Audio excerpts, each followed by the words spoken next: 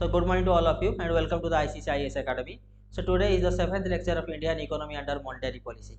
So in the last lecture we just completed all the methods of quantitative measurement, that is nothing but our bank rate, CRR, SLR, repo and reverse repo rate and MSF rate. So in today's class we will discuss about the qualitative measurements.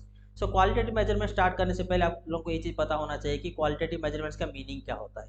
So in qualitative measurements RBI want to see the quality of the loan provided by all the commercial bank to the people of our economy. That means RBI यहाँ पर commercial bank को ये advice कर रहा है कि अगर कोई बोरोर आपके पास से लोन लेने के लिए डिमांड कर रहा है तो पहले आप उस बोरोर का क्वालिटी जो है वो पहले चेक कीजिए. ठीक है.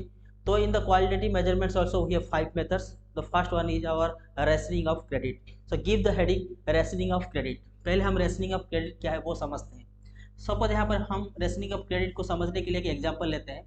देखिए यहाँ पर एक टाटा का कंपनी है और यहाँ पर स्विगी कंपनी है और दोनों को लोन चाहिए. अब मुझे बताइए बैंक पहले किसको लोन प्रोवाइड करेगा, टाटा कंपनी को या स्विगी कंपनी को? ऑब्वियसली बैंक जो है वो टाटा कंपनी को यहाँ पर लोन प्रोवाइड करेगा, ना कि स्विगी कंपनी को, because this company is working in a higher margin. Then second case में अगर हम यहाँ पर स्विगी कंपनी लें और यहाँ पर एक न्यू कॉमर्स लें, दैट मीन्स यहाँ पर ऐसा एक पर्सन जो फर्स्ट टाइम यहाँ पर बिजनेस जो है वो अपना स्टार्टअप करना चाहता है और उसको भी यहाँ पर लोन चाहिए, तो मुझे बताइए बैंक पहले स्विगी को लोन प्रोवाइड करेगा या एक न्यू कमर को लोन प्रोवाइड करेगा? ऑब्वियसली बैंक जो है वो पहले स्विगी को लोन प्रोवाइड करेगा, ना कि यहाँ पर न्यू कमर को लोन प्रोवाइड करेगा. इन द थर्ड केस देखिए यहाँ पर एक न्यू कमर है जो फर्स्ट टाइम यहाँ पर बिजनेस स्टार्टअप करना चाहता है और यहाँ पर एक फार्मर है, दोनों को लोन चाहिए. अब मुझे बताइए बैंक किसको लोन प्रोवाइड करेगा? पहले ऑब्वियसली न्यू कॉमर्स को लोन प्रोवाइड करेगा. So every time we say that every time here someone is going to be suffer. Yes or no? Yes. Every time someone is going to be suffer if there is a limitation of money is there in our economy. और ये बात सच भी है. हम लोग के economy के अंदर जो बैंक होते हैं उन बैंकों में जो सोर्सेस होता है वो लिमिटेड होता है. ऐसा नहीं है कि बैंक के अंदर इन्फिनिटी अमाउंट ऑफ मनी है कि अगर कोई भी यहाँ पर आके लोन डिमांड करेगा तो बैंक जो है वो उनका विश जो फुलफिल कर सकता है. तो आरबीआई यहाँ पर एक चीज़ इंश्योर करता है कि हम लोग के इकोनॉमी के अंदर जितने भी सारे सेक्टर्स है वो सारे सेक्टर्स को हम कुछ ना कुछ यहाँ पर लोन प्रोवाइड कर पाए.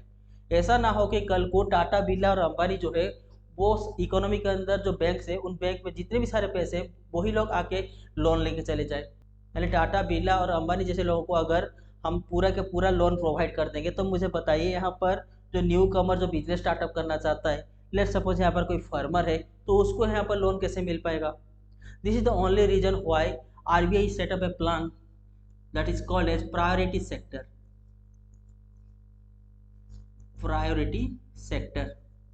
So in this priority sector RBI is ensuring that total you have to provide the 40% of the loan to these sectors only. That means RBI यहाँ पर ये इंश्योर करता है कि अगर कोई बैंक है जो एक साल के अंदर टोटल 100 रुपीज़ जो है वो यहाँ पर लोन प्रोवाइड कर रहा है, तो उनमें से 40 रुपीज़ जो है वो इन प्रायोरिटी सेक्टर को यहाँ पर लोन प्रोवाइड करेगा. और this is compulsory also. You have to pay the 40 rupees, that means 40% of your loan to this priority sectors because this priority sector needs the compulsory loan from our economy. तो अभी हम यहाँ पर देखते हैं कि प्रायोरिटी सेक्टर के अंदर कौन सा सारे सेक्टर्स आते हैं. देखिए first one is agriculture. Agriculture. Second one is MSME sector. MSME sector. Then the third one is marginal sector. Marginal sector. Then fourth one is export sector. Then educational loan. Then house loan and etc. Okay.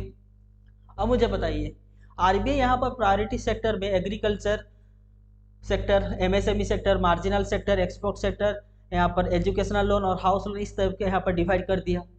लेकिन यहाँ पर भी एक clause है. देखिए RBI यहाँ पर बोल रहा है कि 40% जो लोन है वो आपको प्रायोरिटी सेक्टर के इन सेक्टर्स को देना है.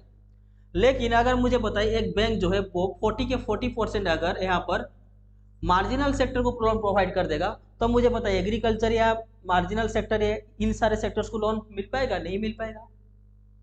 तो आरबीआई जो है वो इनके अंदर भी यहाँ पर कैटेगराइज किया है क्योंकि अगर यहाँ पर आरबीआई इनके अंदर भी अगर कैटेगराइज नहीं करेगा, तो अगर एमएसएमई सेक्टर्स को एक बैंक पूरा का पूरा लोन प्रोवाइड कर दिया, तो यहाँ पर एग्रीकल्चर के साथ यहाँ पर ये जो सारे सेक्टर्स है, ये सारे सेक्टर्स यहाँ पर सफर करेंगे। तो this is the only reason why RBI क्या बोलता है कि आप 40% में से टोटल 18% जो है वो आप एग्रीकल्चर सेक्टर को लोन प्रोवाइड करेंगे, और यहाँ पर आरबीआई इसको स्पेसिफाई भी कर दिया है। देन इन एग्रीकल्चर सेक्टर में से भी हम लोग का इंडिया के अंदर हम 5 टाइप के फार्मर्स मिलते हैं हमको। First one is marginal farmers, then small farmers, then semi medium farmer, then medium, then large farmer. और आरबीआई यहाँ पर ये बोला है कि आप 18% जो है वो एग्रीकल्चर सेक्टर को लोन प्रोवाइड करेंगे, उनमें से मार्जिनल और स्मॉल फार्मर जो है उनको आप उनमें से 10% जो लोन प्रोवाइड करेंगे, एंड रिमेनिंग 8% जो है वो आपको सेमी मीडियम, मीडियम और लार्ज फार्मर के अंदर आपको डिस्ट्रीब्यूट करना है। देन एमएसएमई की सेक्टर की अगर बात करें तो देन 7.5% जो है वो आपको एमएसएमई सेक्टर को प्रोवाइड करना पड़ेगा। अगर यहाँ पर माइक्रो और स्मॉल की बात आ जाए तो पहले आपको प्रेफरेंस माइक्रो को देना पड़ेगा।